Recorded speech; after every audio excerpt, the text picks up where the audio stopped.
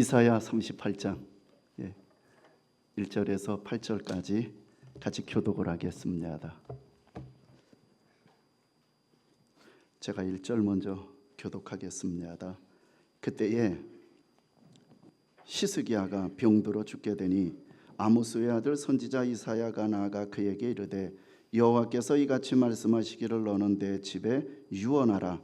네가 죽고 살지 못하리라 하셨나이다 하니 히스기야가 얼굴을 벽으로 향하고 여호와께 기도하여 이르되 여호와여 구하오니 내가 주 앞에서 진실과 전심으로 행하며 주의 목전에서 선하게 행한 것을 기억하옵소서 하고 시스기야가 심히 통곡하니 이에 여호와의 말씀이 이사야에게 임하여 이르시되 너는 가서 시스기야에게 이르기를 내 조상 다윗의 하나님 여호와께서 이같이 말씀하시기를 내가 내 기도를 들었고 내 눈물을 보았노라.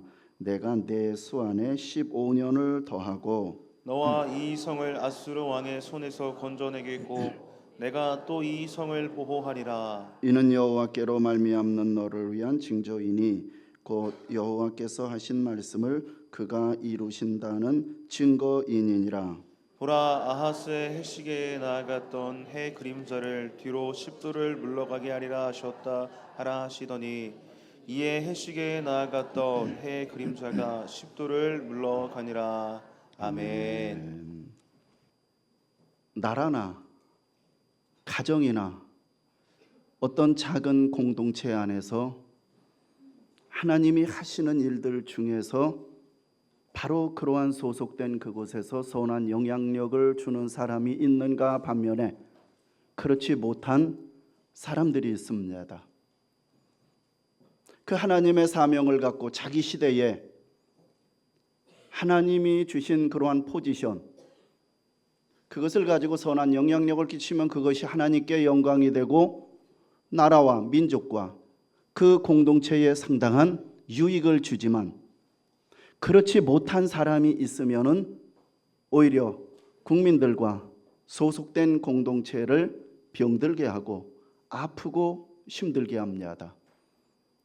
특별히 하나님께서 지상의 한 나라를 선택하사 선민을 세우시고 또 그 시대에 왕으로 세우신 이 시스기야 왕을 통하여서 오늘 우리에게 도전이 되는 부분이 있고 하나님이 시스기야를 통하여 생명 연장을 시켜주시고 왜 생명을 연장시켜 줬는가? 우리에게 적용과 우리에게 깨닫고 나눔의 그러한 그 내용들이 풍성해집니다. 시스기야가 병이 들었습니다. 그 발병과 하나님의 은혜로 고침을 받은 그 사건 내용입니다. 먼저 배경의 말씀을 드리겠습니다. 이스라엘 민족은 하나의 왕정 정치로 내려왔습니다. 단일 국가였습니다. 그런데 솔로몬 이후에 그 나라가 둘로 나뉘어졌습니다. 그 나라를 우리나라처럼 남과 북으로 갈라졌습니다.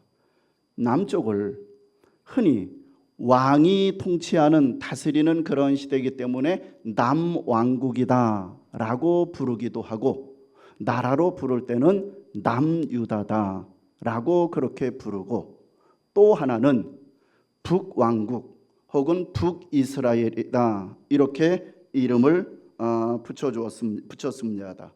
그런데 북이스라엘은 결국 아수르에게 멸망을 당합니다. 그리고 남유다는 훗날 바벨론이라는 이 강대국에게 멸망을 당합니다. 자, 북이스라엘은 그 나라가 멸망당하기까지 19명의 왕들이 통치를 했는데 19명 다 우상을 숭배하고 하나님을 불순종하는 그 길로 걸어갔습니다. 자, 남유다, 남왕국은 그 나라가 바벨론의 포로로 끌려가기까지 20명의 왕이 이렇게 정치를 했습니다. 20명 중에 특별히 한 8명 정도, 몇 명 정도는 굉장히 하나님 보시기에 선하게 나라를 다스렸습니다. 그 가운데 동경이 특별히 귀하게 평가하는 왕이 있습니다. 아주 두드러지게. 그 왕이 오늘 함께 나누고 싶은 시스기야입니다. 시스기야는 25살 때 왕이 되었습니다. 왕이 되자마자 종교개혁을 합니다. 어떤 종교를 개혁을 하느냐 하면은 그의 아버지 아하스가 폐쇄한 성전문을 다시 엽니다. 그리고 성전을 수리합니다. 그리고 아버지 아하스 때 섬겼던 우상들을 찍어냅니다. 그리고 유월절을 다시 그 절기를 지킵니다. 그리고 심지어 북이스라엘 사람들까지도 초청을 해가지고 아주 유월절을 지키도록 그렇게 했습니다. 군사 정책도 마찬가지입니다. 아버지 아하스는 아수르를 눈치를 봤습니다. 아수르를 의지했습니다. 강한 나라에 붙어야 산다라는 그러한 철저하게 아수르를 의지하는 정책을 했습니다. 아버지는. 그러나 이 아들 시스기야는 오직 하나님만 천저히 의지하고 하나님의 능력을 의지하며 정책을 했습니다. 그러자 아수르가 그냥 두지를 않습니다. 아주 파란만장한 강대국이에요. 아수르가 그냥 두지를 않고 유다를 침공합니다. 나라가 멸망 직전에 갑니다. 왜냐하면은 그때가 언제냐면은 아까 서론에 그랬잖아요. 북이스라엘은 아수르에게 멸망당했다 그랬잖아요. 그런데 이 아수르라는 나라가 북이스라엘을 멸망시킬 그때쯤 남유다는 시스기야가 왕이었다는 거예요. 그러니까 그 기세가 얼마나 쎄겠습니까? 그러니까 이 나라가 무너질 만한 아수르가 너 까불어? 조공도 안 바쳐? 그 기세를 몰아가지고 쳐들어온 거예요.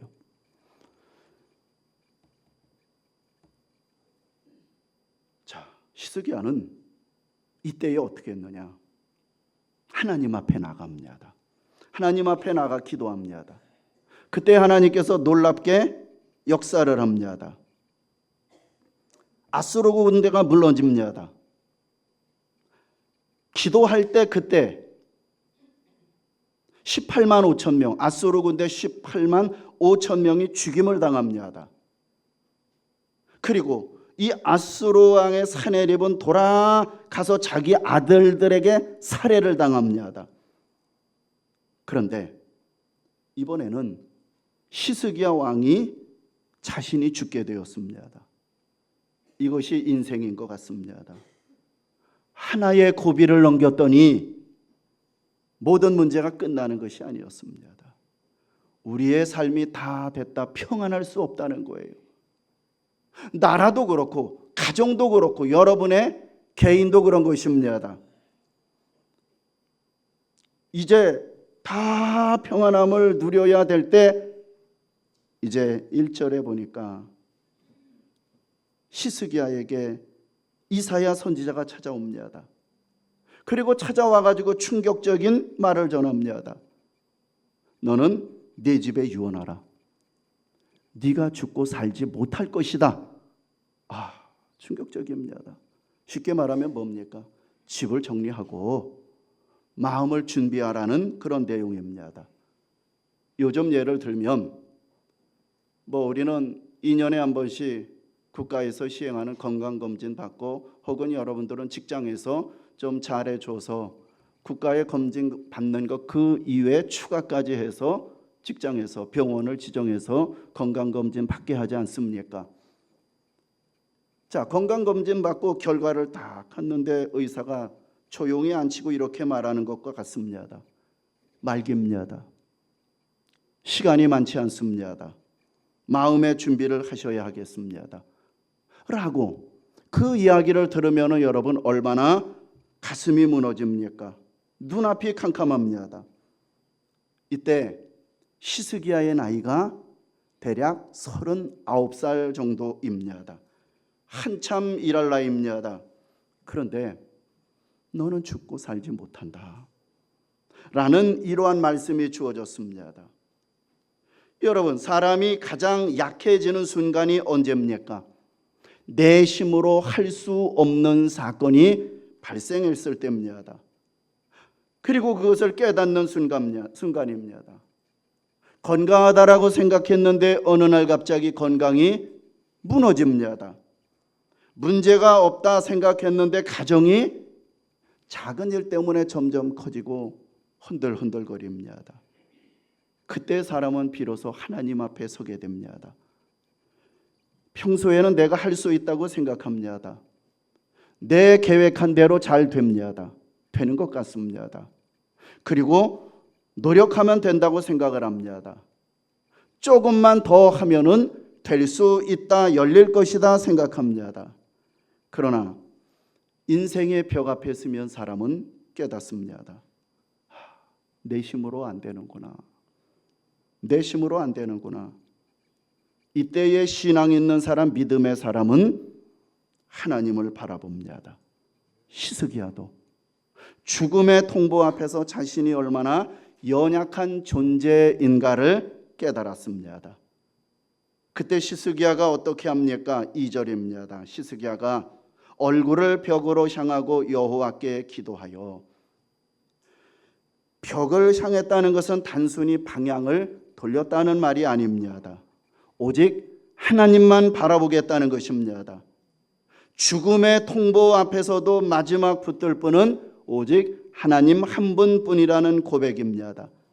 인생의 정답은 오직 하나님께 있다는 그러한 믿음의 태도입니다. 그런 마음으로 기도합니다. 그런데요, 그의 기도는 길지 않았습니다. 화려하지도 않았습니다. 그러나 진심이 담겨 있었습니다. 기도는 분량, 말의 길이보다는 마음의 깊이가 중요합니다. 얼마나 소리를 크게 지르고 고래고래 지르느냐, 그것보다는 작은 소리로 읊조린다 할지라도 마음에 간절한 진심이 담겨 있는 기도가 더 정직한 기도가 아니겠습니까? 히스기야는 왕이었지만 그 순간만큼은 왕의 체면을 내려놓았습니다. 강한 척하지 않았습니다. 아무렇지 않다는 척하지도 않았습니다. 자신의 연약함을 그대로 하나님 앞에 드러냈습니다. 그리고 그 기도 내용이 3절입니다. 여호와여, 구하오니 내가 주 앞에서 진실과 전심으로 행하며 주의 목전에서 선하게 행한 것을 기억하옵소서. 심히 통곡하니라. 히스기야는 자기의 삶을 기억해 달라는 그러한 기도 내용입니다. 그 자기의 어떤 삶을 기억해 달라고 말합니까? 내용까지도 이야기합니다. 하나님 앞에 진실하게 살려고 했습니다. 전심으로 하나님을 섬겼습니다. 하나님 앞에서 선하게 행하려고 몸부림쳤습니다. 그것을 기억해 달라는 것입니다. 이것은 지금 자기 공로를 내세우는 기도가 아닙니다. 하나님께 은혜를 구하는 기도입니다. 하나님, 제 인생을 하나님께 올려드립니다. 저를 불쌍히 여겨 주십시오라는 그러한 기도입니다. 성경은 이렇게 말합니다. 히스기야가 심히 통곡하니라. 울었어요. 심히 통곡했습니다. 속에서 터져 나오는 눈물이었습니다. 사람 앞에서 다 말할 수 없는 아픔이 있다라면은 하나님 앞에서 쏟아놓으십시오. 말이 안 나오면 주여 한마디라도 하십시오. 이것이 뭡니까? 말이 안 나오니까 주여라는 이 말, 눈물의 언어가 아니겠습니까? 그 눈물의 언어를 들으십니다. 말로 다 설명 못하는 마음의 탄식까지 하십니다. 그때 하나님께서 1차적으로 내 집을 정리하라, 유언하라, 마음 준비해라. 이것이 하나님의 뜻입니다. 히스기야가 죽는 것이. 그러나 히스기야의 지금의 그러한 기도 내용을 제가 말씀을 드렸습니다. 그때 하나님께서 히스기야에게 다시 말씀을 합니다. 5절 내용입니다. 내가 내 기도를 들었고 내 눈물을 보았노라. 얼마나 큰 위로입니까? 하나님의 뜻은 그 당시에 선지자를 통하여 하나님의 뜻을 하나님은 전해주잖아요. 오늘날은 교회를 통하여 우리에게 은혜와 복을 주지 않습니까? 그렇기 때문에 교회를 사랑하는 자가 은혜와 복을 받고, 교회를 갈라치우고 교회를 힘들게 하고 교회를 하는 자는 교회를 통하여서 하나님이 복을 안 주십니다. 당시에 선지자를 세워서 그 선지자를 통하여 복을 주는데 이사야 선지자를 통하여 말씀한 거예요. 유언하는 거예요. 주거니 마음에 준비하십시오. 그런데 하나님이 또 다시 히스기야에게 또 다시 말씀을 주는 거예요. 이사야를 통하여 이사야가 성문을 빠져나가기 전에 그때 다시 이사야에게 하나님의 말씀이 주어지는 거예요.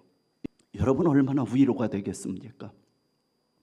죽는 것이 하나님의 뜻인데, 유언하라고 했는데, 마음 준비하라고 했는데, 동일한 하나님이 또다시 오셔서 내가 내 기도 보았다, 내가 내 눈물을 보았다. 얼마나 위로가 됩니까? 사람들 못 들을 수 있습니다. 사람은 몰라줄 수 있습니다. 사람은 쉽게 잊을 수 있습니다. 그러나 분명한 것은 하나님은 들으십니다. 하나님은 보십니다. 하나님은 기억하십니다. 하나님은 우리의 마음의 아픔을 아십니다. 그렇기 때문에 우리가 기도할 때 그냥 허공을 향하여 말을 날리는 것이 아닙니다. 눈물을 흘릴 때도 아무도 보지 않는 곳에 버려지는 것이 아닙니다. 하나님은 들으시고 하나님은 보십니다. 내 기도를 들었고 내 눈물을 보았노라. 이 말씀 하나만 붙들어도 우리는 다시 일어날 수 있습니다. 이 말씀 하나만 붙들어도 우리는 다시 기도의 자리로 나아갈 수가 있는 것입니다. 기도가 당장 응답되지 않는 것 같아도 여러분, 우리는 포기하고 낙심하지 마십시다. 왜요? 하나님은 여전히 듣고 계시고 여전히 하나님은 보고 계시기 때문입니다. 다만 하나님의 응답은 언제나 우리의 방식과 같지는 않습니다. 우리가 원하는 시간에 오지 않을 수도 있습니다. 우리가 원하는 방법으로 오지 않을 수도 있습니다. 그러나 하나님은 가장 선한 방법으로 응답하신다는 사실, 우리가 기도했으면 하나님은 반드시 가장 선한 방법으로 응답하실 줄 믿으시기 바랍니다. 때로는 병을 고쳐주십니다. 때로는 병을 견딜 수 있는 힘을 주십니다. 때로는 상황을 해결해 주십니다. 사람의 마음을 바꿔주십니다. 아니, 문제보다는 더 큰 우리에게 믿음을 주십니다. 이 땅의 회복보다는 더 완전한 천국의 소망을 붙들게 합니다. 그러므로 우리는 기도해야 된다는 거죠. 말이 안 나오면은 신음으로라도 기도하십시오. 말이 안 나오면은 신음으로라도 기도하십시오. 하나님은 우리의 기도를 들으시고 우리의 눈물을 보십니다. 하나님께서 히스기야에게 놀라운 약속을 주십니다. 그 약속의 내용이 5절 하반절과 6절 내용입니다. 내가 내 수 안에 15년을 더하고 너와 이 성을 아수르 왕의 손에서 건져내겠고 내가 또 이 성을 보호하리라. 세 가지 약속을 합니다. 첫 번째가 생명을 15년 더해 주시겠다는 약속이고, 두 번째는 히스기야와 예루살렘 성을 아수르의 손에서 건져내겠다고 하십니다. 그리고 세 번째는 이 성을 보호하시겠다고 하십니다. 자, 여러분, 여기서 하나님의 약속을 보십시오. 여기서 우리는 하나님의 응답이 얼마나 풍성한지를 보게 됩니다. 히스기야는 하나님 앞에 나가서 자기의 생명 하나만 붙들고 기도했습니다. 그런데 하나님은 생명만 살린 것이 아니라 그가 맡고 있는 성과 백성까지 보호하시겠다고 약속을 합니다. 하나님은 우리가 구한 것 그 자체만 보는 것이 아니라 우리의 삶 전체를 보고 계시는 하나님. 히스기야는 죽음의 통보를 받았습니다. 그러나 하나님은 생명의 약속을 주셨습니다. 히스기야는 끝이라고 생각했습니다. 그러나 하나님은 다시 시작하게 하셨습니다. 의사가 마지막이라고 말해도 하나님이 아직이라 하시면 아직입니다. 물론 우리가 이 말씀을 가지고 모든 병이 반드시 낫는다라고 말할 수는 없습니다. 그러나 분명히 말할 수 있는 것은 있습니다. 그것은 우리의 생명은 하나님의 손에 있다는 거죠. 우리의 시간도 하나님의 손에 있고 우리의 살고 죽는 것도 하나님의 손에 달려 있습니다. 우리의 생명의 주인은 하나님이시고 생명의 주권은 창조주 하나님이심을 믿으시기를 바랍니다. 그래서 우리 믿음의 사람 성도들은 죽음 앞에서도 절망하지 않습니다. 왜냐하면 예수 그리스도 안에 있는 영원한 생명이 있기 때문입니다. 죽어도 다시 사는 부활의 소망이 있기 때문입니다. 히스기야는 죽음 앞에서 하나님께 기도했습니다. 죽음 앞에서 기도했습니다. 히스기야는 죽음 앞에서 기도했습니다. 그런데 우리를 위해서 죽음의 자리까지 내려가신 분이 계십니다. 그분이 바로 예수 그리스도십니다. 예수님은 죄 없는 하나님의 아들입니다. 그러나 우리의 죄를 대신 지시고 십자가에 달리셨습니다. 십자가에서 죽으셨습니다. 무덤에 장사되었습니다. 그리고 3일 만에 부활하셨습니다. 그래서 우리의 생명의 주가 되십니다. 히스기야는 병에서 회복되어 3일 만에 성전에 올라가게 되었습니다. 그러나 예수님은 3일 만에 죽음을 이기고 부활했습니다. 히스기야는 15년의 생명을 더 받았습니다. 그러나 예수님은 우리에게 영원한 생명을 주십니다. 히스기야에게는 15년은 은혜의 시간입니다. 예수님 안에서는 우리에게 주어진 그러한 생명은 영원한 구원의 선물입니다. 히스기야는 병에서 건짐을 받았습니다. 그러나 예수님은 우리를 죄와 사망에서 건져주십니다. 히스기야는 하나님께 자기의 생명을 살려달라고 구했습니다. 그러나 예수님은 우리의 생명을 주시기 위해서 자기의 생명을 내어주셨습니다. 그러므로 진정한 우리의 회복은 예수 그리스도 안에 있는 줄 믿으시기 바랍니다. 참된 생명은 예수 그리스도 안에 있고 우리의 마지막 소망은 예수 그리스도 안에 있습니다. 히스기야는 하나님께서 히스기야에게 생명을 살려주겠다, 연장시켜주겠다라고 약속을 했습니다. 그러니까 이게 얼마나 감격스럽습니까?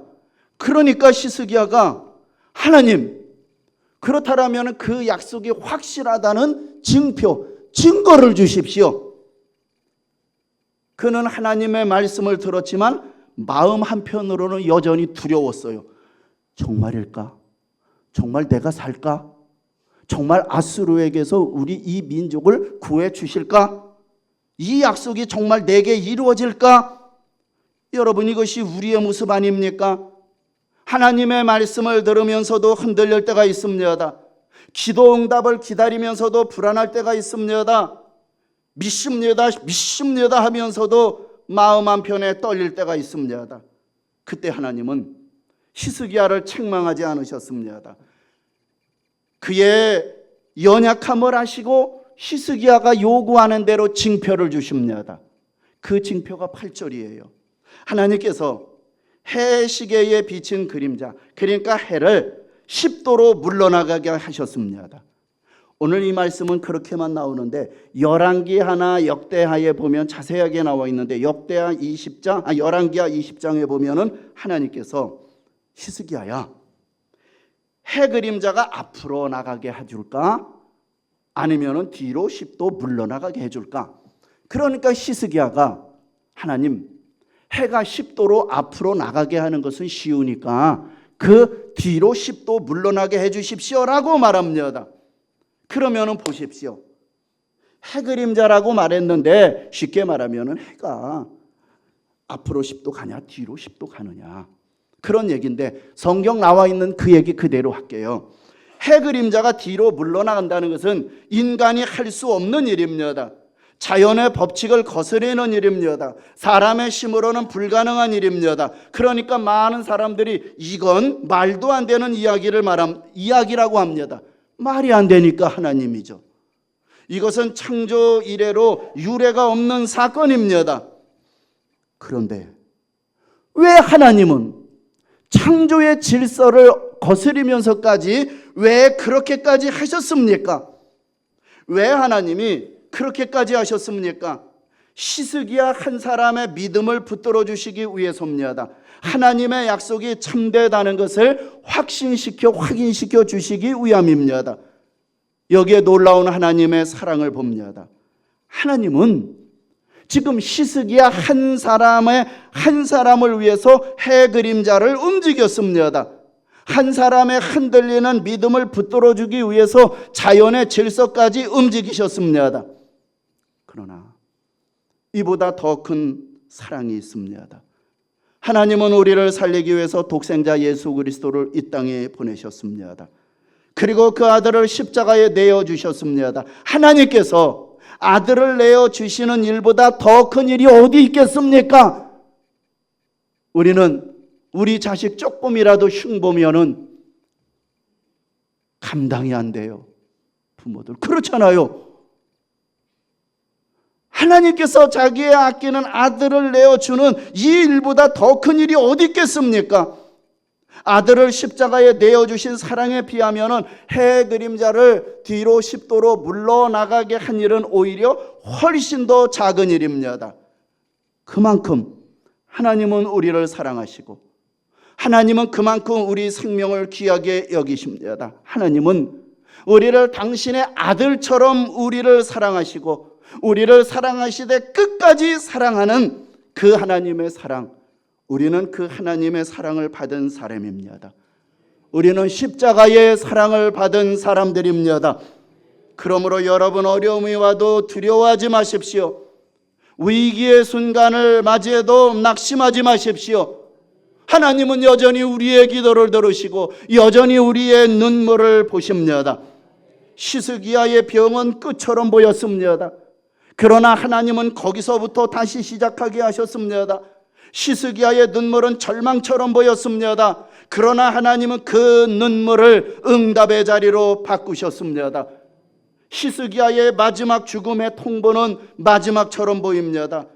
그러나 하나님은 그 자리에서 15년의 시간을 더하셨습니다. 이것이 하나님의 은혜라는 거예요. 중요한 질문 하나 있습니다.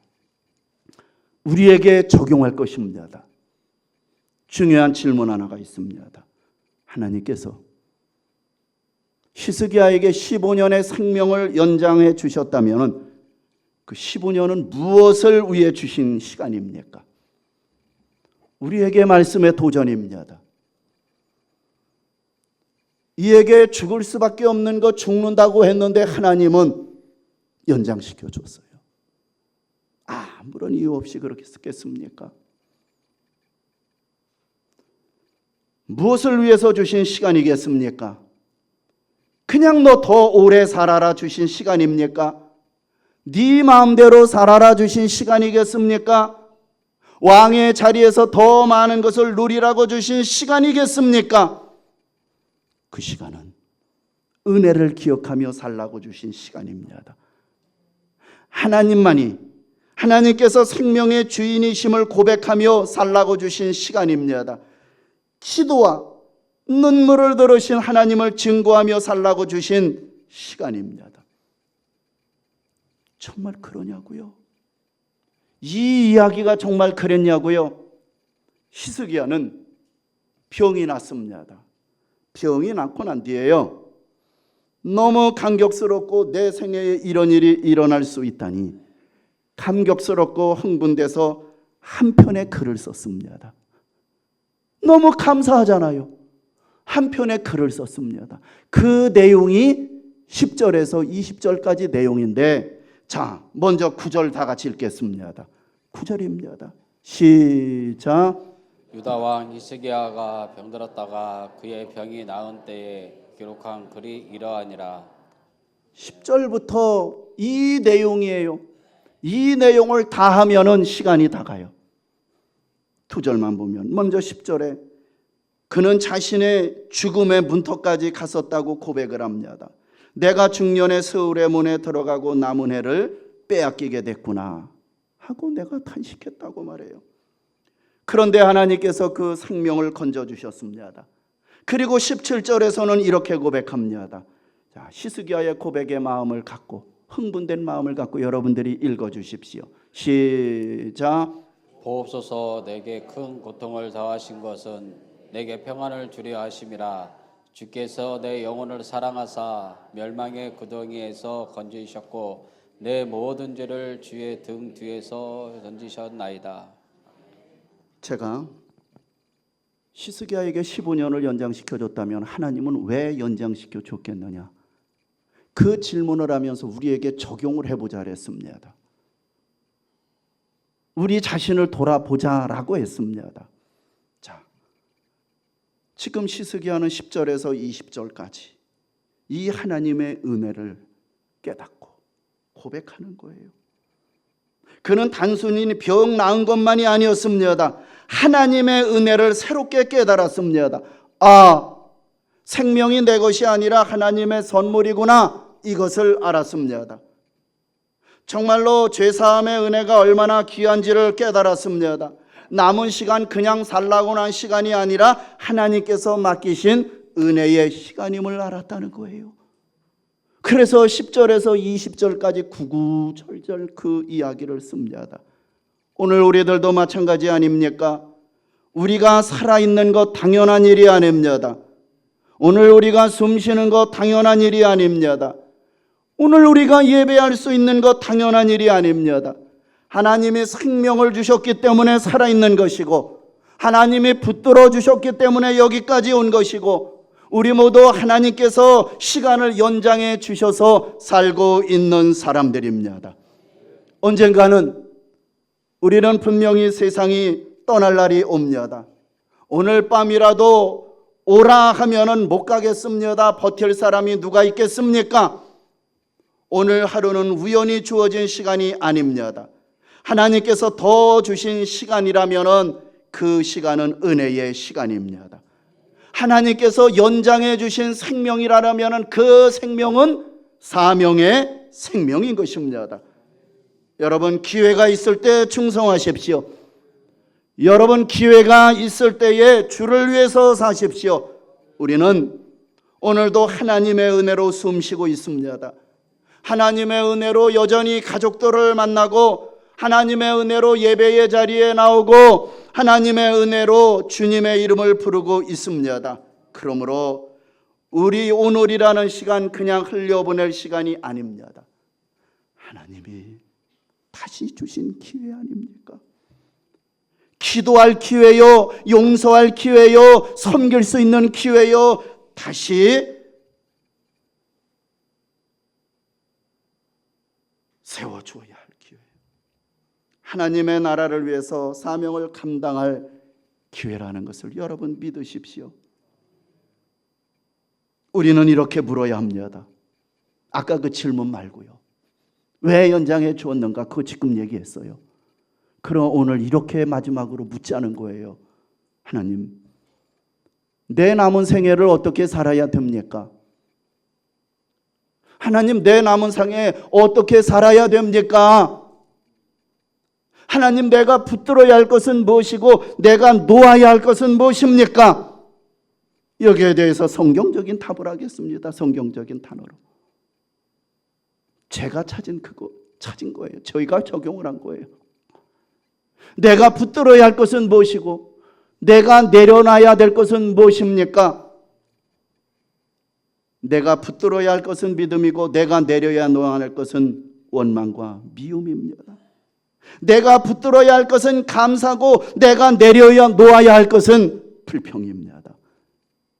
내가 붙들어야 할 것은 주님의 손이고 내가 내려놓아야 할 것은 세상의 염려와 두려움입니다. 남은 시간 많든 적든 중요한 것은 길이가 아닙니다. 누구와 함께 무엇을 위해서 사느냐가 중요합니다. 하나님께서 허락하신 남은 생에 여러분 믿음으로 사십시오. 감사하며 사십시오. 사명 감당하며 사십시오. 남은 생에 주님 안에서 복되게 살아가시기를 주 이름으로 축원합니다.